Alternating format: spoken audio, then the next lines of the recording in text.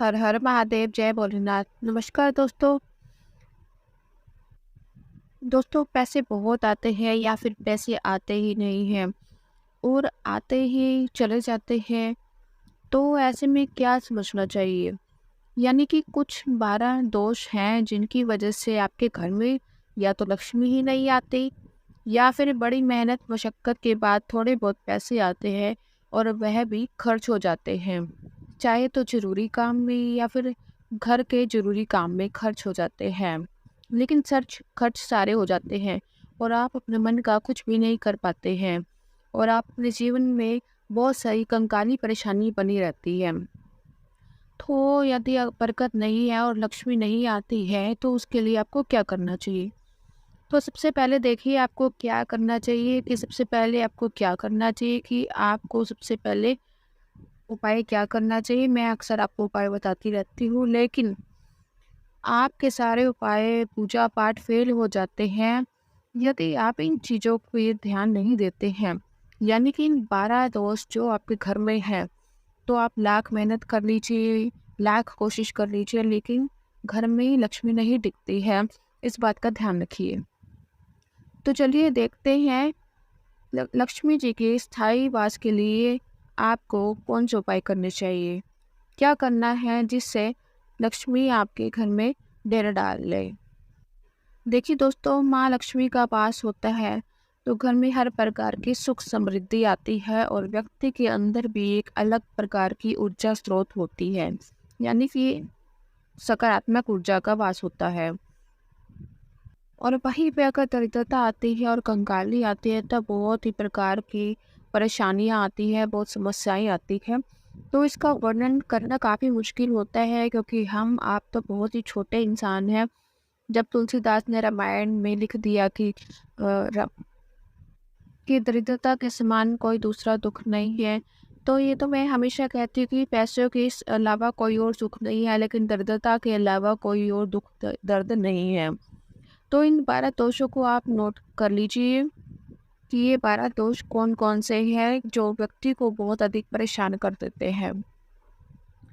देखिए, सबसे पहले बात जो कि लोग देखते हैं और मैंने भी देखा है कि इस चीज़ को ध्यान में रखिए कि सूर्योदय के बाद तक सोने वाला व्यक्ति जो कि सर्वदा लक्ष्मी से ही डरता है। इस बात का ध्यान रखिए।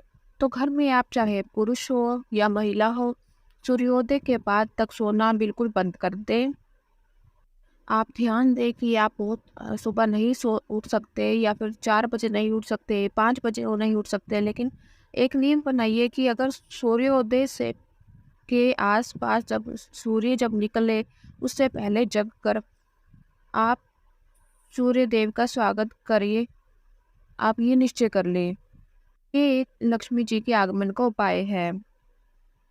तो यदि आप इस तरह से देखते हैं कि जितने भी सफल व्यक्ति हैं, तो उनको अगर जगना होता है तो वो सूर्योदय के पूर्व ही होता है। सूर्योदय के पूर्व जगने से देखिए बहुत लाभ है, लेकिन मैं आज आध्यात्मिक लाभ के बारे में बात करती हूँ।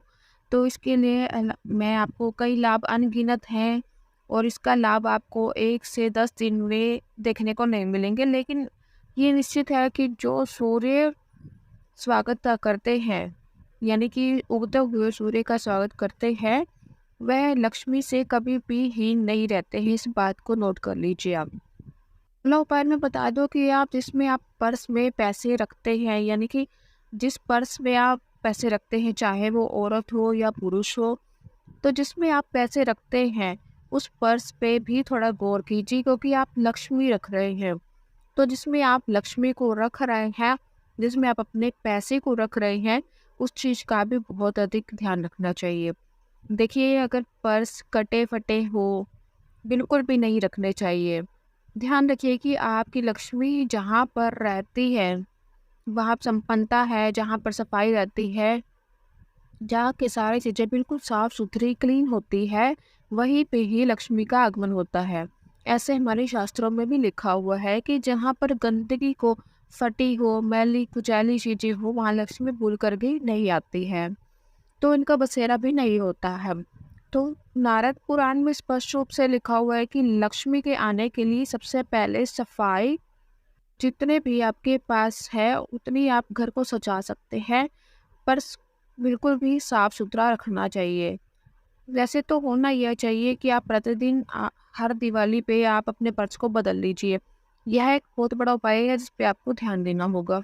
दिवाली यदि आप अपने पर्स बदलते हैं तो उससे लक्ष्मी का आगमन होता है, और ऐसी मान्यता है कि आपके घर में लक्ष्मी दिन दुगनी रात चौगनी पड़ती रहती है। और इस बात का ध्यान रखिए कि पर्स में यदि संभव हो तो एक लक्ष्मी माता की एक छोटी सी मूर्ति जरूर रखिए। दूसरी चीज़ के पर्स में पैसे जो हैं वो बिल्कुल अच्छी तरह से क्रमबद्ध तरीके से रखा होना चाहिए, जिससे लक्ष्मी घर में लक्ष्मी का आगमन होता है। अगली चीज़ दोस्तों, मंगलवार। मंगलवार का दिन ऐसा है जिस दिन आप भूल कर भी, चाहे कुछ भी ज़रूरत हो, कितनी भी ज़रूरत हो पैसों की, लेकिन कर्ज नहीं देना चाहिए, नहीं लेना चाहिए। यानी मंगलवार को आपने कर्ज लिया है तो उसको चुकाने में आपकी बहुत ही मशक्कत करनी पड़ेगी, बहुत ही परेशानियों का सामना करना पड़ेगा। और कहा भी जाता है कि मंगलवार को यदि आप कर्ज लेते हैं तो ऋण, रोग और शत्रु तीनों आपके घर में चले आएंगे। तो भूल कर भी यह कर्ज लेना पड़े तो अगले दिन ले, लेकिन मंगलवार को आप भूल कर भी मत लें, क्योंकि इसको टालने में बहुत ही आपकी स्थिति खराब हो जाएगी। इस बात का ध्यान रखिए। मंगलवार का दिन ऐसा है जिसमें चाहे पुरुष हो या स्त्री हो, पुरुष उनको बाल नहीं कटवाने चाहिए, और यही बात दोनों पर लागू होती है कि उनको बाल धोना भी नहीं चाहिए और कटवाना भी नहीं चाहिए। मंगल ग्रह ऐसी है जो कि नाराज हो जाते हैं तो ऋण, रोग और शत्रु तीनों को जन्म दे देते हैं।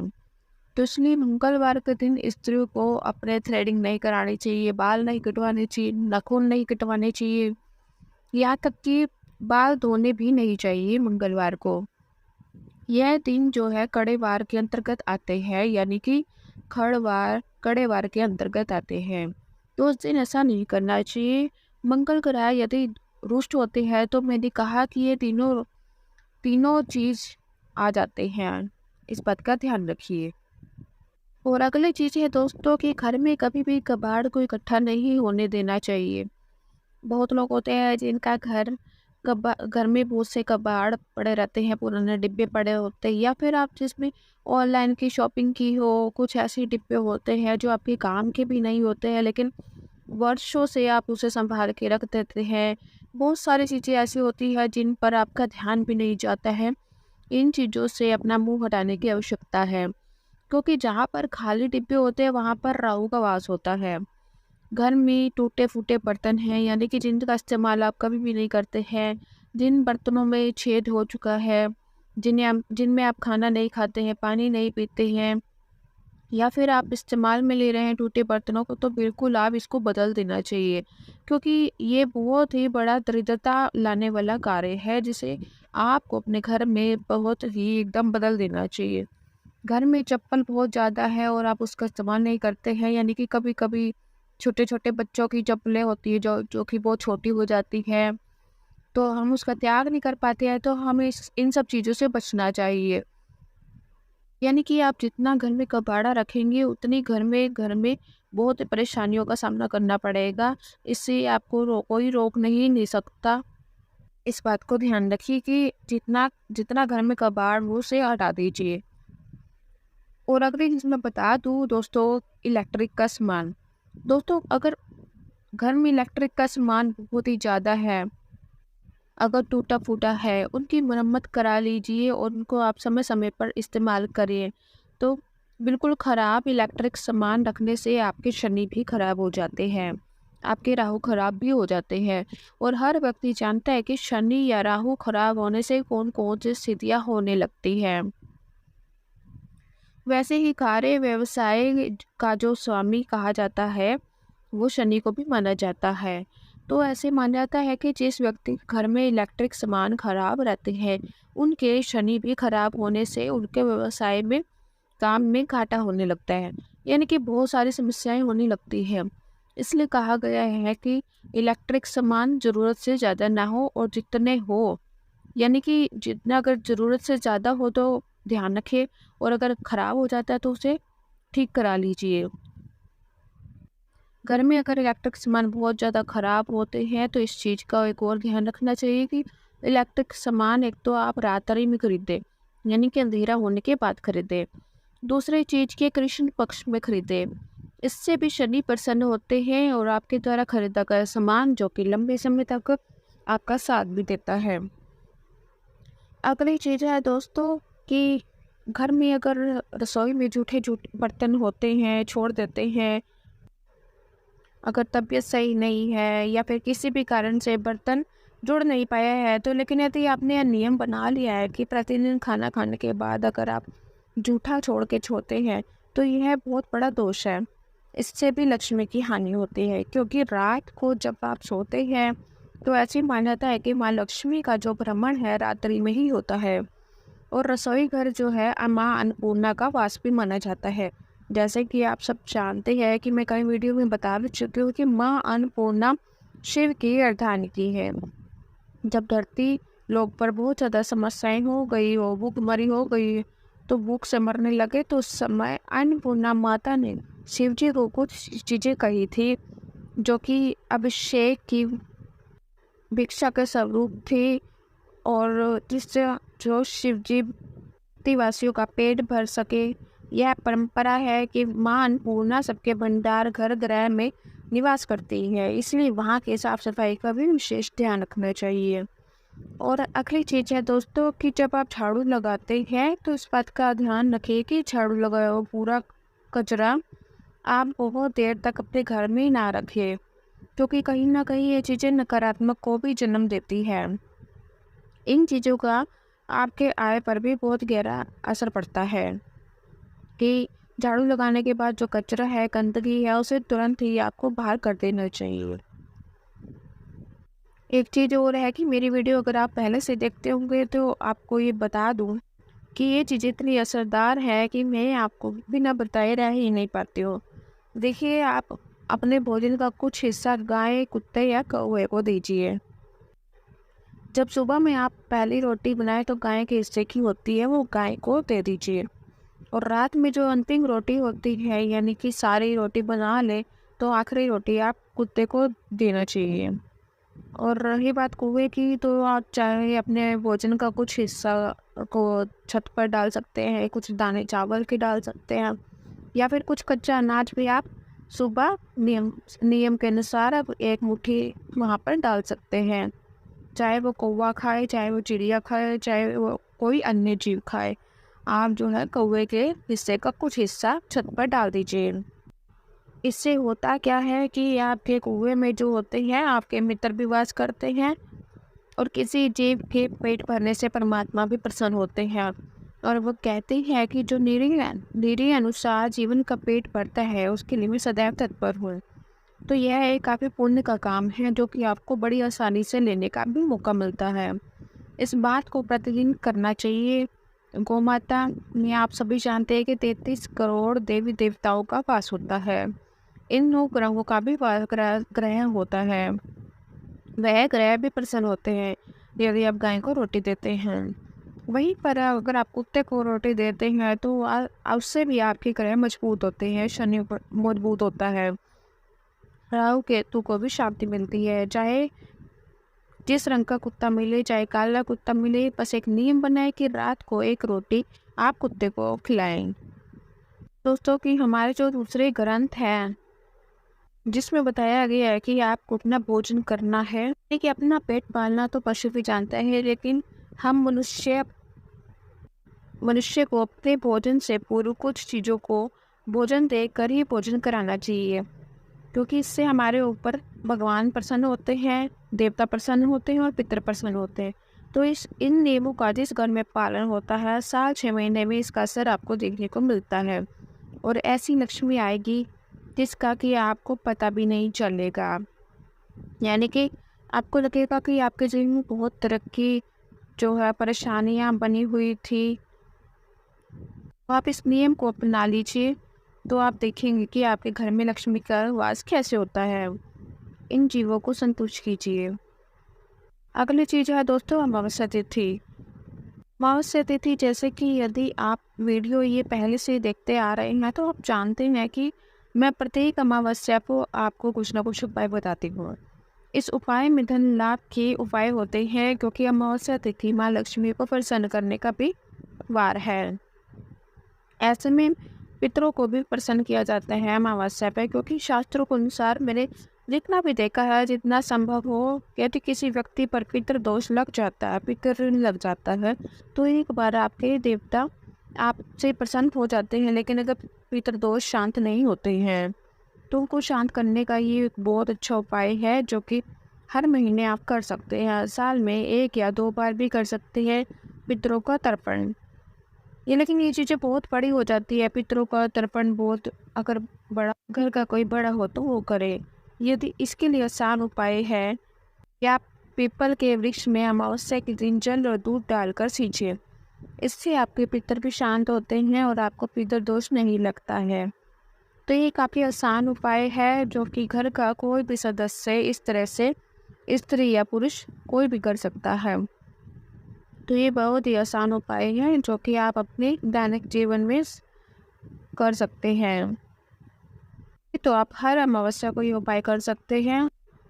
अगर पितृदोष की वजह से आपकी आमदनी बढ़ चुकी है या घर में लक्ष्मी का आगमन नहीं हो रहा है, तो घर में कोई भी शुभ मांगलिक कार्य नहीं हो रहा, या बच्चे शादी लायक हो गए हैं तो उनकी शादी नहीं हो पा रही है, घर में संतान नहीं हो पा रही है, किसी का बच्चा नहीं हो पा रहा है, और बहुत ही कोशिश के बाद यानी दवाई या फिर कुछ इस तरह की चीज़ें, यानी बहुत तरह की दवाइयाँ खा कर रह गए हैं, तो एक बार ध्यान दीजिए कि कहीं आपके ऊपर दोस्तों पितृदोष ना लगा हुआ हो।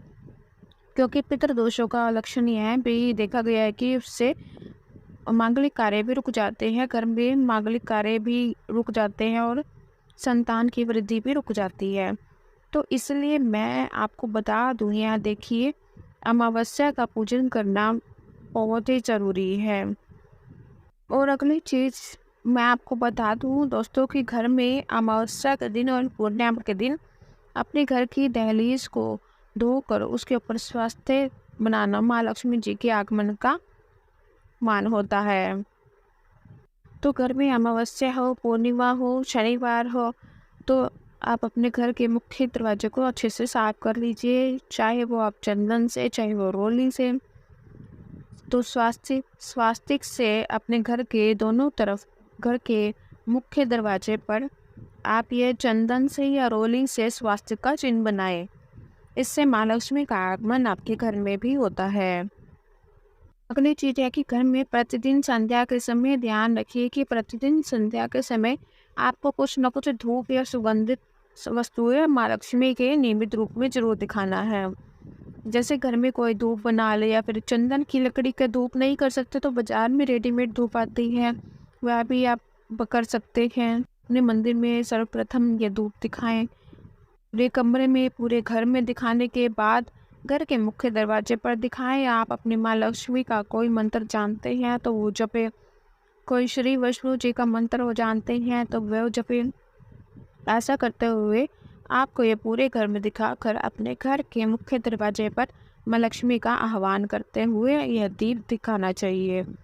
और दिखाने के बाद अपने घर के मंदिर में धूप रख दीजिए। दोस्तों, ऐसा करने से माँ लक्ष्मी का आगमन भी होता है, चाहे आप अपने घर के पितृदोष हो, चाहे कोई और अन्य समस्या। तो आप देखेंगे कि आप किस प्रकार से दुकान या फिर कोई भी काम करते हो तो उसमें आपको लगेगा कि बहुत बड़ी बढ़ोतरी हो रही है, तो आपकी आमदनी भी बढ़ रही है, आय के नए रास्ते भी खुलते हैं। यदि घर में कोई बच्चा नौकरी के लिए बहुत ज़्यादा प्रयास कर रहा है तो आप इस उपाय से बहुत ही असर पड़ेगा, उसको जल्दी ही नौकरी की प्राप्ति भी होगी और आपके जीवन, सबका जीवन भी कुशल मंगल हो जाता है। तो यदि घर का कोई सदस्य उपाय को करता है तो शुरू कर दें। अगली चीज़ है दोस्तों कि आपको ये चीज़ ध्यान में रखना चाहिए कि देखिए, कहा जाता है कि दरवाजे पर यदि आपकी कोई याचक आता है, ये बहुत ही बड़ी बात है कि जो कि ध्यान देने योग्य है। तो इन 12 बातों में का अध्ययन किया जाता है कि यदि आपके दरवाजे पर कोई याचक, कोई मांगने वाला आ जाता है तो हमें उसको संतुष्ट करके भेजने की पूरी कोशिश करनी चाहिए। ये बिल्कुल भी नहीं करूँगी कि आप अपनी आमदनी से अधिक, यानी कि जितनी आपकी आमदनी है उससे आप अधिक दान दीजिए, या फिर बहुत ही अधिक माँग रहा हो तो आप उससे संतुष्ट करें। आप उतना ही दें जितना आप दे सकते हैं, लेकिन दें ज़रूर। क्योंकि कहा गया है कि जाने न जाने किस रूप में नारायण बन जाएँगे। कभी-कभी भगवान भी हमारे दरवाजे पर आते हैं और हम अज्ञानतावश उन्हें ठुकरा देते हैं, और इसका फल हमें जन्मों-जन्मों तक भोगना पड़ता है। तो इसलिए एक साधारण सी बात है कि हम भगवान को तो पहचान नहीं सकते हैं, कि भगवान ने वह दृष्टि हमें दी ही नहीं है। लेकिन हम सिर्फ़ एक चीज़ कर सकते हैं, जो कि हमारे यहाँ जो आ रहा है, तो सब में आप भगवान को देखिए और किसी भी याचक या किसी भी माँगने वाले का हम सम्मान करें, और जो हमसे हो सकता है यथाशक्ति हम उनको दें और संतुष्ट करें। तो दोस्तों, ये 12 बातें हैं जिन्हें आपको गांठ बांध कर रख लेना चाहिए। इनका असर 1 महीने में हो या 2 महीने में हो, लेकिन होता ज़रूर है। तो यह आपको कहे तो एकदम 100% गारंटी है कि यह उपाय असर करता ही करता है। और जिन घरों में इस तरह की चीज़ें होती हैं, मैं कभी भी करीब नहीं होता है, उस घर में कभी भी बरकत नहीं रुकती। इस बात का ध्यान रखें। दोस्तों, मैं उम्मीद करती हूँ कि जानकारी आपको बहुत अच्छी लगी हो, और यदि आपको ये वीडियो जानकारी अच्छी लगी हो तो वीडियो को लाइक करिए और चैनल को सब्सक्राइब जरूर कर लीजिए। इस तरह की वीडियो मैं आपके लिए लाती रहूँगी। धन्यवाद।